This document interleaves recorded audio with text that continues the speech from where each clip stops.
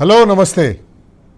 రాష్ట్రంలో అధికారంలో ఉన్న కాంగ్రెస్ పార్టీ, ఆ కాంగ్రెస్ పార్టీ తరఫున ప్రభుత్వంలో మంత్రులుగా ఉన్న వాళ్ళు స్పీడ్ పెంచిండ్రు.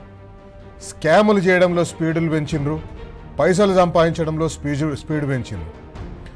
ఒక మంత్రి పొంగులేటి శ్రీనివాసరెడ్డి భూముల చిట్టా మొత్తం ఆయన దగ్గర పెట్టుకొని ఏ భూములను ఎట్లా కబ్జా చేయాలని స్పీడ్ పెంచిండ్రు. అట్లనే మిగతా మంత్రులు వాళ్ళ శాఖల్లో ఎట్లా పైసలు సంపాదించాలి, ఎట్లా కాంట్రాక్ట్లు ఇవ్వాలి, ఎట్లా కమిషన్లు సంపాదించాలి, వీటన్నింటి మీద స్పీడ్లు పెంచిండ్రు. మొదటి నుంచి కూడా చూసుకున్నట్టయితే 2 సంవత్సరాల నుంచి చూసుకున్నట్టయితే ప్రతి మంత్రి కూడా అసలు తన డిపార్ట్మెంట్లో ఏదో ఒక స్కామ్ లేకుండా ఏ మంత్రి లేడు. ఎక్సైజ్ శాఖ మంత్రి జూపల్లి కృష్ణారావు గారిని తీసుకుంటే స్టిక్కర్ల కుంభకోణం, ఎక్సైజ్ స్టిక్కర్ల కుంభకోణంలో ముఖ్యమంత్రితోటి పంచాయతీ అయ్యి ఆ పంచాయతీ బయటపడ్డది. అట్లనే ఫ్లై యాష్ కుంభకోణం, ట్రాన్స్పోర్ట్ మినిస్టర్ పొన్నం ప్రభాకర్. ఇప్పుడు తాజాగా మంత్రి దానసిరి అనసూయ అలియా సీతక్క శాఖలో ఉన్న ఒక స్కామ్ బయటపడ్డది. ఆ స్కామ్ ఏంటంటే అంగన్వాడీ టీచర్లకు పోషణ్ అభియాన్ కింద వాళ్ళ అటెండెన్స్ని నమోదు చేసేందుకు, అక్కడ అంగన్వాడీ స్కూళ్ళలో వచ్చే పిల్లల అటెండెన్స్ నమోదు చేసేందుకు, ఆ పిల్లల న్యూట్రిషన్ ఎట్లా ఉంది, ఆ పిల్లల ఎదుగుదల ఎట్లా ఉంది, వీటన్నింటినీ నమోదు చేసేందుకోసం వాళ్ళకు ఒక స్మార్ట్ ఫోన్ ఇవ్వాలని కేంద్ర ప్రభుత్వం పోషణ్ అభియాన్ కింద స్మార్ట్ ఫోన్లు కొంటందుకోసం పైసలు మంజూరు చేసింది. ఆ పైసలతోటి వీళ్ళు సెల్ ఫోన్లు కొనాలి. కేంద్ర ప్రభుత్వం ఒక్కొక్క సెల్ ఫోన్కు 11,650 రూపాయలు, 11,600 రూపాయలు మంజూరు చేసింది. సరే, కేంద్ర ప్రభుత్వం ఎందుకు మంజూరు చేసిందంటే అది హయ్యర్ ఎండ్లో ఉండాలి. అంటే ఎంత మంచి ఫోన్ అయితే అంత మంచి ఫోన్ మీరు కొనండి, ఎంత ఎక్కువ జీబీ స్టోరేజ్ ఉంటే అంత మంచిది, ఎంత ఎక్కువ బ్యాండ్ విడ్త్ ఆ ఫోన్లో ఉంటే అంత మంచిది అని మ్యాక్సిమం క్యాప్ పెట్టేసి 11,600 రూపాయలు పెట్టి మీరు ఒక్కొక్క ఫోన్లు కొనండి అని చెప్పింది. కేంద్ర ప్రభుత్వం ఆ మాట చెప్పింది ఆలస్యం, మన మంత్రి గారికి స్కామ్ చేసేందుకోసం ఒక మంచి ఛాన్స్ దొరికింది. పైసలు సంపాదిస్తేందుకోసం స్కామ్ చేసేందుకోసం అనొద్దు కానీ పైసలు సంపాదిస్తేందుకోసం ఒక మంచి అవకాశం దొరికింది. కేంద్ర ప్రభుత్వం ఏం చెప్పింది? 5G ఫోన్స్ కొనండి అని చెప్పింది. పక్కనున్న ఆంధ్రప్రదేశ్ రాష్ట్రం వాళ్ళు ఇచ్చిన పైసలతోటి 5G ఫోన్లే ఉన్నది. 64 GB స్టోరేజ్ కెపాసిటీ ఉండే ఫోన్లు కొన్నది. ఇక్కడ మన దగ్గర ఏం చేసిండ్రు? ఆ 11,600 రూపాయలని 4G ఫోన్లు. ఏ సామాన్యుడు కూడా ఒక కొత్త స్మార్ట్ ఫోన్ కొనాలనుకునేవారు ఎవరు కూడా ఇప్పుడు 4G ఫోన్లు కొనరు. ఎందుకంటే 5G అందుబాటులోకి వచ్చింది. రాబోయే రోజుల్లో 5G వస్తుంది, 6Gనే వస్తుంది, కానీ 4G ఉండదు. 4G అవుట్డేట్ అయిపోయింది. 4G ఫోన్లు తక్కువ రేటుకు వస్తాయి. 8,000, 9,000 మధ్యలో వస్తుంది ఒక ఫోను. ఏది? ఆ 64 GB స్పేస్ 4G ఫోను 8,000 నుంచి 9,000 రూపాయలు ఉంటుంది. శాంసంగ్ ఫోన్ ఒకటి తీసుకుంటే ఆ ఫోన్లని 11,000 రూపాయలు, 11,600 రూపాయలు కేంద్ర ప్రభుత్వం ఇస్తే నేను 11,300కే కొన్నామని చెప్పేసి అని మంత్రి చెప్తారు. ఇట్లా ఈ ఫోన్ల స్కామ్ ఇదొకటే కాదు. ఇంతకుముందు చిన్న పిల్లలకు సంక్షేమ హాస్టల్లో ఉండే పిల్లలకు బంకర్ బెడ్లు కొనడానికి 1+1 బంకర్ బెడ్లు కొనటందుకోసం బంకర్ బెడ్డు, పరుపు, దిండు, బెడ్షీట్లు ఇవన్నీ కొనడం కోసం 15,000 రూపాయలు అవ్వాల్సిన దానికి 35,000 రూపాయలు పెట్టి కొన్నారు వీళ్ళు. అంటే 20,000 రూపాయలు ఒక్కొక్క బంకర్ బెడ్ దగ్గర వీళ్ళు లోపలేసుకున్నారు. ఇది కాంగ్రెస్ పార్టీలో ఉండే మంత్రులు పెంచిన స్పీడు. ఎక్కడికక్కడ ఏడ పైసలు దొరికితే ఆడ పైసలు, ఏడ భూములు దొరికితే అక్కడ భూములు. భూముల మంత్రి పొంగులేటి శ్రీనివాసరెడ్డి ఎక్కడ భూములుంటే అక్కడ భూములు గుంజుకుంటాడు. మున్సిపల్ శాఖ మంత్రి, ముఖ్యమంత్రి ఎక్కడ టీడీఆర్లు ఉంటే ఆ టీడీఆర్లు గుంజుకుంటాడు. మంత్రులు ఎక్కడ ఏం కొందామా, ఏం కొంటే ఏం కమిషన్ వస్తుంది, ఆ కమిషన్ రావడం కోసం ఎట్లా కొనాలి, ఈ పనులు చేయడంలో ఉన్నారు. కానీ ప్రజల సంక్షేమాన్ని పట్టించుకుంటలేరు, ప్రజల గురించి ఆలోచిస్తలేరు. అంగన్వాడీ టీచర్లు ఏ టీచర్ల కోసమైతే మీరు ఒక్కొక్క ఫోన్ దగ్గర 3,000 రూపాయలు కమిషన్లు తీసుకున్నారో, 3,000 రూపాయలు ఎక్కువ పెట్టి కొన్నారో, ఆ అంగన్వాడీ టీచర్లు మీరు ఎన్నికలప్పుడు ఇచ్చిన హామీ, మా జీతాన్ని 18,000 రూపాయలు చేస్తామన్నారు, 18,000 రూపాయలు చేయండి అని వాళ్ళు కాంగ్రెస్ పార్టీ ప్రభుత్వం అధికారంలోకి రావడం కోసం వాళ్ళకి ఇచ్చిన హామీని నెరవేర్చమంటే అది పట్టించుకోరు. కానీ ఆ అంగన్వాడీ టీచర్లకు ఇచ్చే ఫోన్లలో కమిషన్లు వస్తాయి కాబట్టి ఆ ఫోన్లు కొనేసేస్తారు. ఒక్కొక్క ఫోన్కి 3,000 రూపాయలు ఎక్కువ పెట్టుకుంటారు. అసలు ఈ ఫోన్ స్కామ్ ఏంది, ఈ సెల్ స్కామ్ ఏంది? ఒకసారి బీఆర్ఎస్ పార్టీ నాయకుడు క్రిషాంక్ దాని గురించి వివరించిండు, అదొకసారి చూద్దాం. ఉన్న ఆధారాలతోని వల్ల మేము మంత్రి సీతక్క గారిని అడిగితే చెప్పుతోని కొడతా, చెప్పు తెగుతుంది అని ఏదైతే వారు ఆవేశంగా మాట్లాడుతున్నారో, ఏదైతే చెడ్డ భాష మాట్లాడుతున్నారో ఆ భాష మేము మాట్లాడడం. కానీ స్పష్టంగా పాయింట్ టు పాయింట్ గౌరవ మంత్రి సీతక్క గారికి సూటి ప్రశ్నలు. 44 కోట్లని మీరు చెప్తున్నారు, కానీ 54 కోట్ల రూపాయలని ఇది స్పష్టంగా పబ్లిక్ డొమైన్ లో వెబ్సైట్ లో ఉన్న కాంట్రాక్ట్, అవార్డు వచ్చిన కాంట్రాక్ట్ ఏదైతే సెల్కాన్ ఇంపెక్స్ అనే కంపెనీకి వచ్చిందో 54 కోట్లని స్పష్టంగా గవర్నమెంట్ వెబ్సైట్ లోనే ఉన్నది. రైట్, క్రిషాంక్ గారు స్పష్టంగా అడిగినారు, ఈ ఫోన్లు మీరు ఎక్కువ రేట్కి కొన్నారు, ఆ ఫోన్లు మార్కెట్లో 8,800 రూపాయల నుంచి 9,100 రూపాయలు కొడితే ఆ ఫోన్ వచ్చేస్తుంది, కానీ మీరు 11,300 11,600 రూపాయలు పెట్టి ఆ ఫోన్లు కొన్నారని ఆయన ఒకటి అడిగినారు. ఏం చెప్పాలి ఒక మంత్రిగా, ఒక బాధ్యతాయుత మంత్రిగా? ఎందుకు కొన్నాము, ఎట్లా కొన్నాము, ఏందని చెప్పాలి. మొగుడిని కొట్టి మొగసాలకి ఎక్కినట్టు తప్పు చేసింది కాక తిట్ల దండకం అందుకున్నారు. తప్పు చేసింది కాక తిట్ల దండకం అందుకున్నారు.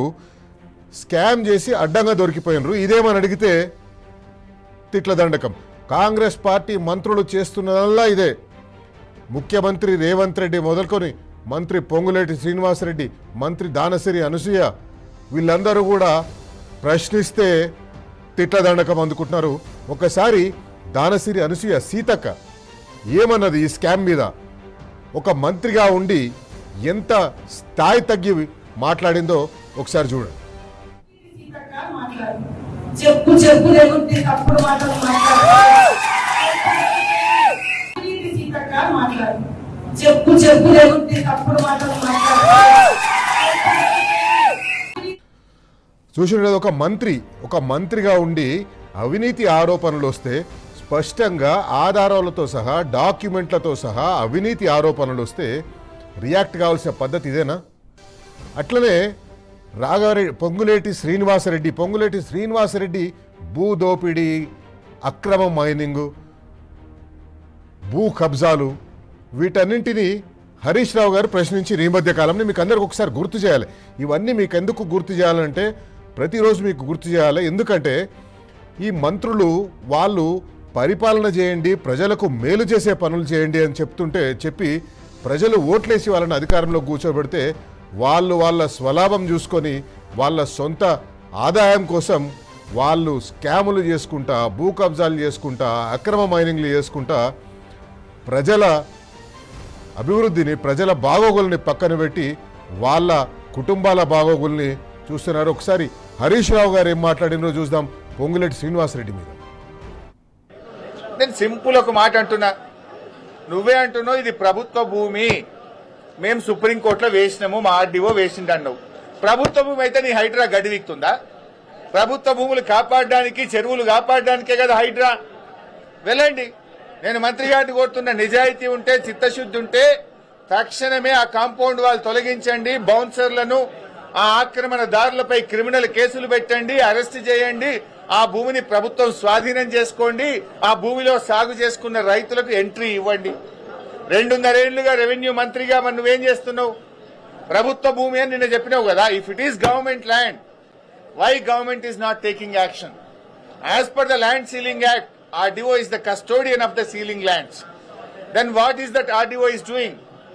What is that Hydra is doing?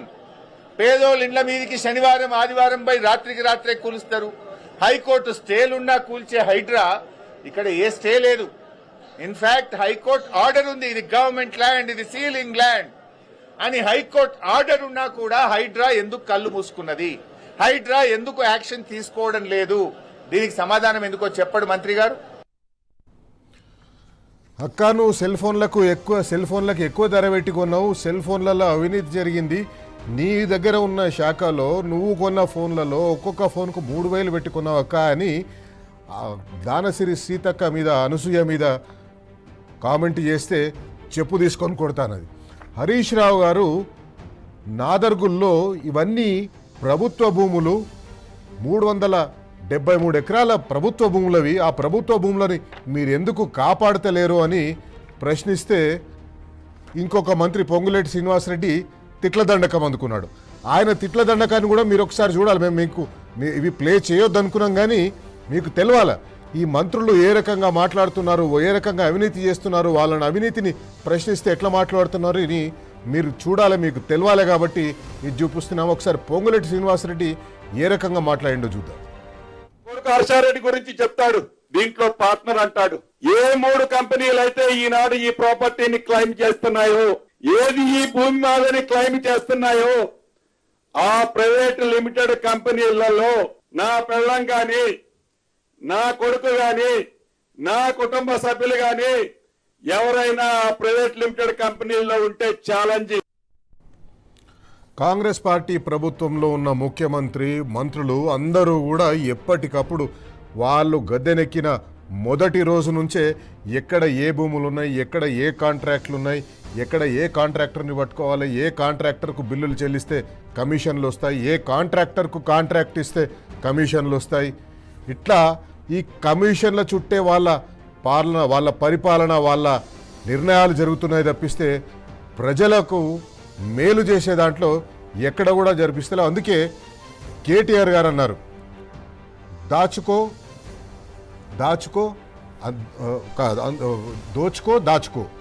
ఇది కేటీఆర్ గారు అన్నారు.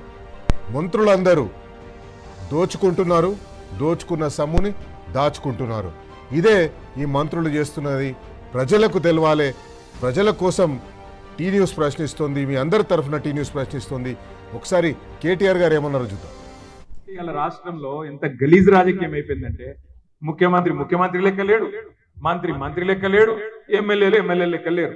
మొత్తం ఒకటే దుకాణం తెరుచుకొని కూర్చున్నారు. ఎక్కడోడు అక్కడ, ఎక్కడ దోచుకో స్కీమ్ నడుస్తాను. దాచుకో ఇక్కడ దోచుకోవాలి. మొత్తంగా ఎక్కడ ఏది దొరికితే దాన్ని దోచుకోవాలి, తీసుకుపోయి దాచుకోవాలి. ఎంత సిగ్గుచేటంటే దోచుకోని ఉత్తగానే అంటలేను నేను. ఇవాళ ముఖ్యమంత్రి గారి మొత్తం కుటుంబం సకుటుంబ సపరివార సమేతంగా రాష్ట్రంలో ఎక్కడికక్కడ బ్రహ్మాండమైన దోపిడీకి తెరదీసినారు. ఇవాళ కుంభకోణాలకు తెరలేపిందే ముఖ్యమంత్రి గారి కుటుంబం. సృజన్ రెడ్డి అని ముఖ్యమంత్రి గారి బావమరిది ఇవాళ మొత్తం సైట్ విజిటేషన్ సర్టిఫికేట్ అడ్డం పెట్టుకొని సింగరేణిలో వేల కోట్ల కుంభకోణానికి పాల్పడితే దాని మీద ముఖ్యమంత్రి మాట్లాడాడు, ఉప ముఖ్యమంత్రి మాట్లాడాడు, మంత్రి గారు అంతకంటే మాట్లాడారు. ఇంకా మీదికెళ్ళి ఉప ముఖ్యమంత్రి గారు శాసన మండలిలో స్టేట్మెంట్ ఇచ్చిండు. ఏమని చెప్తున్నాడు? మనం గతంలో ఇచ్చిన 16,000 ఉద్యోగాల మీదనట ఏసీబీ విచారణ, విజిలెన్స్ విచారణ ఈ ప్రభుత్వం జరిపిస్తుందట. నేను దమ్ముంటే మంత్రిని అడుగుతా ఉన్నాం, ఉప ముఖ్యమంత్రి గారిని అడుగుతా ఉన్నాం, దమ్ముంటే నీ బావమరిది సృజన్ రెడ్డి మీద వెంటనే ఒక సిట్ అయి ఏసీబీ ఎంక్వైరీ అయ్యి ఎవడు దొంగనో ఎవడు దొంగతనం చేసిండో బయటకు వస్తుంది. ఇదంతా ఎట్లా ఉంటే సీతక్క చేసిన అవినీతి, ఆ అవినీతి పైన బీఆర్ఎస్ పార్టీ నాయకులు చేసిన ఆరోపణలు, ఈ ఆరోపణలన్నీ కూడా 2 రోజుల నుంచి బాగా వైరల్ అయిపోయినాయి. సోషల్ మీడియాలో వైరల్ అయినాయి, మెయిన్ స్ట్రీమ్ మీడియాలో రాలేదు. ఎందుకంటే మెయిన్ స్ట్రీమ్ మీడియాను మొత్తం మేనేజ్ చేసినారు. ఏ పత్రిక కూడా ఈ స్కామ్ గురించి రాయలేదు, ఏ పత్రిక కూడా ఈ స్కామ్ గురించి మాట్లాడిన క్రిషాంక్ గారు మాట్లాడిన విషయాలు రాయలేదు, ఏ టెలివిజన్ ఛానల్ కూడా ఈ స్కామ్ గురించి మాట్లాడింది చూపెట్టలేదు. కేవలం సోషల్ మీడియా, టీ న్యూస్, నమస్తే తెలంగాణ, ఈ 3 మాత్రమే ఈ స్కామ్ని బయటపెట్టినాయి. ఈ స్కామ్ని బయటపెట్టిన క్రిషాంక్ మాట్లాడిన మాటలు వేసినాయి, ఈ స్కామ్ని ప్రశ్నించినాయి, ఈ మొబైల్ ఫోన్ల కొనుగోళ్లను ప్రశ్నించే. అందుకే సీతక్కకు ఎవరు రాయలేరు, కేవలం వీళ్ళు మాత్రమే చేస్తున్నారు. వీళ్ళని ఒకసారి లీగల్గా ఎదుర్కోవాలి, వీళ్ళకు లీగల్ నోటీసులు పంపించాలని సీతక్క అరేంజ్ చేసిండ్రు. నార్మల్గా అయితే ఏ సోషల్ మీడియా అయితే ఈ వార్త వేసిందో ఆ సోషల్ మీడియా నడిపిస్తున్న వాళ్ళకి లేకపోతే ఆ సోషల్ మీడియా హ్యాండిల్ వాళ్ళకి లీగల్ నోటీసులు పంపిస్తారు. కానీ సీతక్క గారు ఏం చేసిండ్రు, ఆమె తెలంగాణ తొలి ముఖ్యమంత్రి బీఆర్ఎస్ పార్టీ అధ్యక్షుడు కేసీఆర్ గారికే నోటీసులు పంపించిండ్రు. అంటే అటెన్షన్ సీకింగ్ అంటారు దీన్ని, అటెన్షన్ కావాలి. ఆమె చేసిన ఆరోపణలు, ఆమె చేసిన అవినీతిని సోషల్ మీడియా వాళ్ళు బయట పెడితే బీఆర్ఎస్ సోషల్ మీడియా హ్యాండిల్లో లేదా క్రిషాంక్, బీఆర్ఎస్ నాయకుడు క్రిషాంక్ ఆయన హ్యాండిల్లో అవి రాస్తే కేసీఆర్ గారికి నోటీసులు పంపిస్తుంది, లీగల్ నోటీసులు పంపిస్తుంది. ఏమని, మీరు పార్టీ అధ్యక్షుడుగా ఉన్న మీ సోషల్ మీడియా హ్యాండిల్స్లో ఇట్లా వస్తుంది కాబట్టి మీరు సమాధానం ఇవ్వండి, లీగల్ నోటీసులు ఇవ్వండి, క్రిమినల్ సివిల్ ఛార్జెస్ని ఎదుర్కోండి, లేదా క్షమాపణలు చెప్పండి, లేదా ఎదుర్కోండి అని చెప్పేసి ఉంటుంది. వాస్తవానికి ఆ లీగల్ నోటీస్ ఒకసారి మనం చూస్తే లీగల్ నోటీస్లో ఎక్కడ కూడా BRS party social media handles గురించి ప్రస్తావన లేదు. ఎక్కడ కూడా బీఆర్ఎస్ పార్టీ అధికారిక హ్యాండిల్స్ గురించి ప్రస్తావన లేదు. BRS party Telugu scribe BRS పార్టీకి సంబంధించిందని చెప్పేసి ఆమె పెట్టేసేస్తుంది. మొన్నే క్రిషాంక్ ఆయన సొంత హ్యాండిల్ నుంచి చేసిండు, అట్లనే మిగతా వాళ్ళందరూ కూడా అంతా సొంత హ్యాండిల్ నుంచి చేసిండు. వాళ్ళ సొంత హ్యాండిల్ నుంచి చేస్తే వాళ్ళని ఎదుర్కొనే ధైర్యం లేక అటెన్షన్ సీకింగ్ కేసీఆర్ గారి మీద ఒక లీగల్ నోటీస్ పంపిస్తేనే నాకు మీడియాలో స్పేస్ దొరుకుతుంది. ఎందుకంటే మీరు పొద్దుటి నుంచి చూసుంటారు, వేరే ఛానళ్ళు కూడా చూసుంటారు. కేసీఆర్ గారి మీద లీగల్ నోటీస్ ఇచ్చినప్పుడు అన్ని ఛానళ్ళు సీతక్క కేసీఆర్కు నోటీసులు లీగల్ నోటీసులు పంపించిన సీతక్క అని చెప్పేసి వేసిండ్రు. కానీ అసలు ఆ లీగల్ నోటీసులు ఎందుకు పంపించిండ్రు, ఆ లీగల్ నోటీసుల వ్యాలిడిటీ ఏంది, ఇవేవి కూడా వాళ్ళు మాట్లాడలేదు. సీతక్క నోటీసులు పంపించడం వల్ల ఆమెకు కావాల్సిన పబ్లిసిటీ ఆమె వచ్చింది. మనకందరికీ తెలిసిందే ఆమె రీల్లు చేసి ఎంత పబ్లిసిటీ కోరుకుంటుందో, ఆమెకు కావాల్సిన పబ్లిసిటీ ఆమెకు వచ్చేసింది. అందుకే ఒకటి తెలంగాణ ప్రజలు జాగ్రత్తగా గమనించాలి. కాంగ్రెస్ పార్టీకి ఇంకా చూస్తా 24 నెలలు మాత్రమే మిగిలింది. 29 నెలలు దాదాపు అయిపోయింది, ఇంకా 24 నెలలు మాత్రమే వాళ్ళకి మిగిలింది. ఒక 6 నెలలు ఎలక్షన్ల ముందు వస్తాయి కాబట్టి 6 నెలలు మనం పక్కన పెడితే వాళ్ళకి మిగిలింది 24 నెలలు మాత్రమే. ఇంకా వాళ్ళు 24 గంటలు ఒకటే దాని గురించి ఆలోచిస్తారు. ఎక్కడ కాంట్రాక్ట్లు ఇవ్వాలి, ఎక్కడ కమిషన్లు తీసుకోవాలి, ఎక్కడ దోచుకోవాలి, దోచుకున్నాయి ఎట్లా దాచుకోవాలి. రాబోయే 24 నెలల్లో 24 గంటలు కాంగ్రెస్ పార్టీ మంత్రులు ఇదే ఆలోచిస్తారు. అందుకే తెలంగాణ ప్రజల పక్షాన ఈరోజు మనం బరాబర్ అడుగుదాం, కాంగ్రెస్ పార్టీ మంత్రులను బరాబర్ అడుగుదాం, కాంగ్రెస్ పార్టీ ముఖ్యమంత్రిని, కాంగ్రెస్ పార్టీ నాయకులను, మల్లికార్జున్ ఖర్గే గారిని ఎందుకు అడుగుదామంటే ఏవో ఆరోపణలు చేసిండ్రు కదా అని చెప్పేసి కేసీఆర్ గారికి నోటీసులు పంపిస్తే Congress party social media handles పిచ్చి వాగుడు వాగుతుంటే, పిచ్చి రాతలు రాస్తుంటే, ప్రభుత్వ ఆఫీసుల నుంచి ఒక ఫేక్ న్యూస్ని ప్రచారం చేస్తుంటే మీకు నోటీసులు ఇవ్వాలన్నా మల్లికార్జున్ ఖర్గే గారు మీ పార్టీ అధ్యక్షులు కాబట్టి. అందుకే బరాబర్ అడుగుదాం. మొగుడిని కొట్టి మొగసాలకు ఎక్కినట్టు ఈ కాంగ్రెస్ పార్టీ నాయకుల వ్యవహారం ఉంది, కాంగ్రెస్ పార్టీ మంత్రుల వ్యవహారం ఉంది. అందుకే బరాబర్ అడుగుదాం. ముఖ్యమంత్రి రేవంత్ రెడ్డిని, రెవెన్యూ మంత్రి పొంగులేటి శ్రీనివాసరెడ్డిని, మంత్రి దానసిరి అనసూయ అలియాస్ సీతక్కని స్కాములు చేసి, భూ కబ్జాలు చేసి దొరికిపోయి ఇదేమని అడిగితే తిట్ల దండకం అందుకుంటారా? బరాబర్ అడుగుదాం.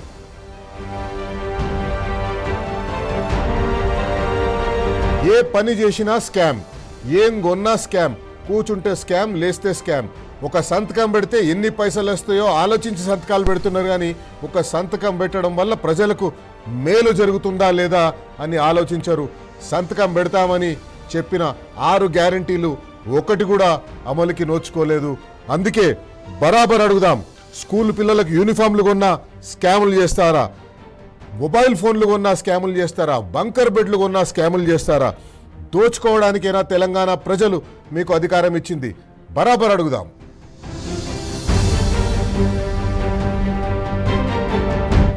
ప్రతిపక్షాలను బెదిరించడం కోసం మాట్లాడితే సిట్ వేస్తామంటారు. ఇప్పటికీ 6-7 సిట్లు వేసిండ్రు. వాళ్ళు ఇప్పటి వరకు సిట్టే ఉన్నారు, ఎక్కడ స్టాండింగ్ లేదు. ఏ రకమైన చర్యలు తీసుకోలేదు. వాళ్ళు మంచిగా ఆరాంగా కూర్చొని నోట్లో టూత్పిక్ వేసుకొని వాళ్ళు తిన్న చికెన్ బిర్యానీ ముక్కలు పళ్ళల్లో ఎరికితే ఏరుకుంటూ కూర్చున్నారు. కానీ ఒక్కరు కూడా ఎక్కడ కూడా దొంగను పట్టుకోలేదు. మాట మాట్లాడితే సిట్ వేస్తామంటారు, సిబిసిఐడి ఎంక్వైరీ అంటారు. ఇప్పుడు సీతక్క అవినీతి మీద సిట్ వేస్తారా? పొంగులేటి భూదాహం మీద సిట్ వేస్తారా? బరాబర్ అడుగుదాం.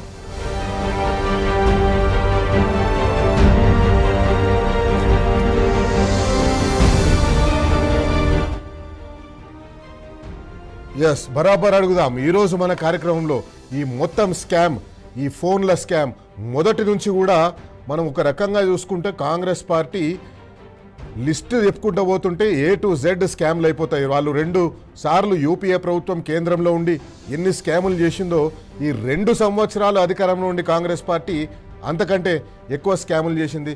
కాంగ్రెస్ పార్టీ తాజా స్కామ్ సెల్ ఫోన్ స్కామ్. ఆ సెల్ ఫోన్ స్కామ్ బయట పెట్టినందువల్ల సీతక్క కేసీఆర్ గారికి లీగల్ నోటీసులు పంపించింది. దోచుకో ఈ కాంగ్రెస్ పార్టీ తీరు మీద బరాబర్ అడుగుదాం.